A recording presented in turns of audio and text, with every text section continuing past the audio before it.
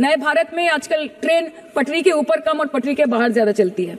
मुझे इनके बुलडोजर के चलते मैडम भारत के लोग सवाल पूछना भूल गए और भारत की जनता आजकल इतनी भूखी है कि खाने को धोखा भी खा लेती है। आम आदमी आज हवाई चप्पल पहन के हवाई जहाज नहीं चल रहा, आम आदमी हवाई चप्पल बेच के हवाई जहाज चल रहा है। मोदी जी कहते हैं कि वो सबके साथ है, मगर ये आंकड़े बोलते हैं जो सबका होता है वो किसी का नहीं होता। माननीय सदस्य सुश्री सयोनी घोष जी। धन्यवाद अध्यक्ष महोदय, आपने मुझे बोलने का मौका दिया। मैं अपनी पार्टी की भी आभारी हूँ for this opportunity. Madam, supplementary demand for grants is a constitutional pre-arrangement and I agree that it should definitely not be objected. But it also raises the question as to why does the government need further allocation when it has not been able to spend what it already has. In financial year 24, government's final consumption expenditure was 14%, but it decreased to 4.4% in financial year 25 second quarter.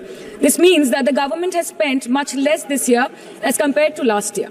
In the first quarter of 24-25, government spending was 4.15 lakh crore and many cited model code of conduct a reason for spending less. But in the second quarter, it further decreased to 4.1 lakh crore. Madam, to my simple understanding, this grant is being demanded from the exchequer, but this is the money which is collected from the people and it is meant to be spent for the people. Since Professor Saugata Roy has already spoken about the technical aspect, today I choose to speak on what this government has delivered to the people of this country, the utilization of resources in departments it's seeking additional grants for, and also its complex relationship with the state of West Bengal. Sir, इनके bulldozer के चलते madam Bharat के लोग सवाल पूछना भूल गए और भारत की जनता आजकल इतनी भूखी है कि खाने को धोखा भी खा लेती है। मैडम, भारत में एक मिडिल क्लास जो एक साल पहले एक वेजिटेरियन थाली 100 रुपए में खाता था, आज वही वेजिटेरियन थाली 152 रुपए की हो गई। टमाटर की कीमत 247% बढ़ गई, आलू की कीमत 180%, लहसुन 128% और तेल, नमक, आटा, मैदा 18%। पहले आम आदमी पॉकेट में पैसा लेके बाजार जाता था और थैली भरकर सामान लाता था, लेकिन अमृत काल में आदमी थैली भरकर पैसा लेके जाता है और पॉकेट में आलू, टमाटर, प्याज लेके घर वापस आता है। सर, माननीय वित्त मंत्री ने पहले कहा था कि बहुत हो गई महंगाई की मार, अब की बार मोदी सरकार, और आज उनके विचार में inflation is an international problem, महंगाई एक अंतरराष्ट्रीय समस्या है। तो विश्व गुरु, विश्व बंधु इस अंतरराष्ट्रीय समस्या का समाधान क्यों नहीं कर पा रहे? Ma'am, 74% of Indians are unable to afford a healthy diet. The household savings have plunged to a 50-year low. Around 48% of the households in this country are facing a financial crisis क्योंकि उनका खर्चा उनकी कमाई से ज्यादा है. The economic inequality in India is a 100-year high. The country's GDP growth rate for the second quarter 24-25 decreased to 5.4%, which is the lowest in 2 years. The government's total debt has reached a staggering 176 lakh crore and the total debt is expected to soar up to 185 lakh crore by the end of the financial year. आज आपके उधार की वजह से हर हिंदुस्तानी पर 1.25 लाख का बोझ चढ़ गया और आप उनकी मजबूरी को अपनी ताकत समझते हैं। बंगाल में ऑल इंडिया तृणमूल कांग्रेस की प्रदेश युवा अध्यक्ष होने के नाते मुझे हर दिन कई नौजवानों से बात करनी पड़ती है। वो मुझे ये पूछते हैं कि मोदी जी ने हर साल 2 करोड़ नौकरी का वादा किया था, अर्थात 10 साल में 20 करोड़ नौकरी। उन नौकरियों का क्या हुआ, उन वादे का क्या हुआ? मैं बस उन्हें यही कह पाती हूँ कि पत्ते तो झड़ते हैं, उठाता है कोई कोई, वादे तो सभी करते हैं, निभाता है कोई कोई।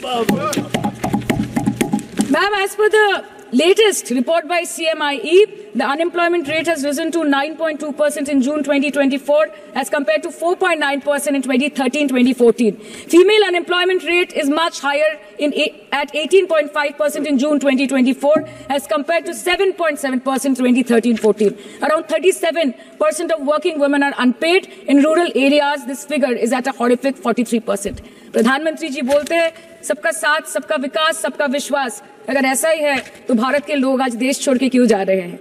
2018 से लेकर 2023 के बीच 6,70,000 भारतीय ने अपनी नागरिकता त्याग दी। सिर्फ 2022 में ये संख्या करीबन 2,25,000 की थी। In 2022 alone, 7,500 high net worth individuals with a net worth of more than 8.3 crore or more left India. नवंबर 2022 से सितंबर 2023 सिर्फ 10 महीने में 96,917 Indians were arrested attempting to cross the United States illegally. Modi ji कहते हैं कि वो सबके साथ है, मगर ये आंकड़े बोलते हैं जो सबका होता है वो किसी का नहीं होता। और बंगाल के साथ तो कुछ अलग ही रिश्ता है इनका। The relationship is that of quid pro को, ठुकरा के मेरा प्यार मेरा इंतकाम देखेगी। मतलब वोट है तो नोट है और वोट नहीं तो नोट नहीं। As per the available reports, as on 19 July, rupees 1.23 lakh crore is already due from the government of West Bengal against flagship programs like Manrega, PM Awas Yojana, Gram Sadak Yojana, National Health Mission, Central Food Subsidy. Further, 40,806 crore is projected dues against these schemes, bringing the total amount to a staggering 1.71 lakh crore. Madam, health care की schemes में सिर्फ fund हमको दिया नहीं जाता क्योंकि colour coding match नहीं करता है। सो आप सबका साथ सबका विकास जो बोलते हैं, is it hinging on colour coding? आपको रंग पसंद नहीं तो आप बंगाल के लोगों को पैसा नहीं दोगे और फिर आप आके बोलते हो कि हम बंगाल में जीत क्यों नहीं पाते। Ma'am, this is the reason, this step motherly attitude, जिसके लिए बंगाल के लोग हर बार इनको बड़े बड़े रसगुल्ला खिलाकर वापस दिल्ली भेज देते हैं। Even after making several attempts to crush our aspirations and our economy, Bengal government stands tall and true towards the commitment towards its people. Bengal में सिर्फ दीदी है तो मुमकिन है। The West Bengal government started transferring money to the bank accounts of 21 lakh people who worked for 100-day scheme without receiving any payments from the central government for Manrega. Even before Ayushman Bharat, in Bengal, Shastra Shati, a cashless scheme was launched, providing treatment cost up to 5 lakh per person belonging to any strata of the society. आज कलकत्ता के किसी आलिशान private hospital में जहाँ पे एक अमीर आदमी की चिकित्सा होती है, वही बगल वाले बेड में एक गरीब मजदूर, एक गरीब किसान की भी ट्रीटमेंट होती है। यही है ममता बनर्जी का विकास। और आपके अमृत काल में the cost of medical treatment has been doubled in the last 5 years। आप फार्मास्यूटिकल्स की, सर आजीकर पे बात ना बोले, आपकी सीबीआई पे अभी तक कुछ बोल नहीं पाए। हम लोगों ने जो, हमारी पुलिस ने जो बोला था, they are still sticking to that. So उसके बारे में मत बात करें, ठीक है? आप उत्तर प्रदेश के बारे में बात करें ना sir. Sir, medical inflation is at 14%। Regularly लिए जाने वाले दवाइयों की कीमत 50% बढ़ गई। आप सिविल एविएशन के लिए ग्रांट्स मांग रहे हैं। एक डोमेस्टिक फ्लाइट, उसकी राउंड ट्रिप की टिकट 20 से 30 हजार में बिक रही है। आम आदमी आज हवाई चप्पल पहन के हवाई जहाज नहीं चल रहा, आम आदमी हवाई चप्पल बेच के हवाई जहाज चल रहा है। You are demanding funds for education but conveniently ignoring the fact that 11 lakh children have dropped out of school according to your own data. आज भारत में सिर्फ 47.51% स्कूलों के पास कंप्यूटर की फैसिलिटीज है और उसमें 33% के पास internet connection. In law and justice, you are not been able to provide legal aid to more than 1% of the eligible population.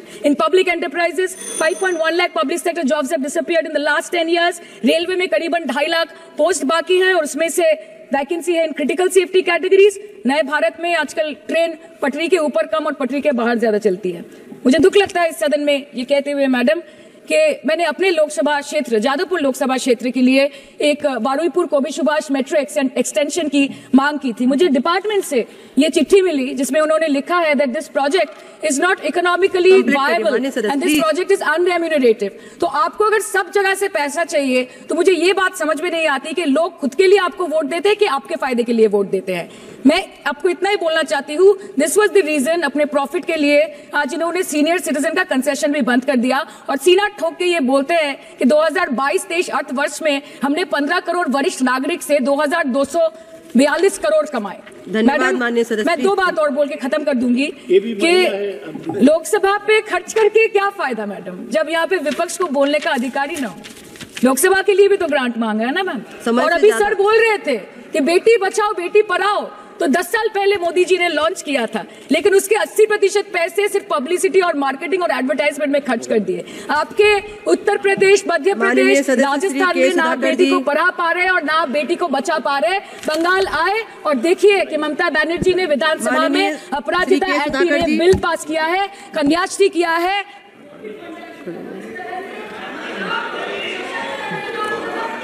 माननीय सदस्य सुश्री सयोनी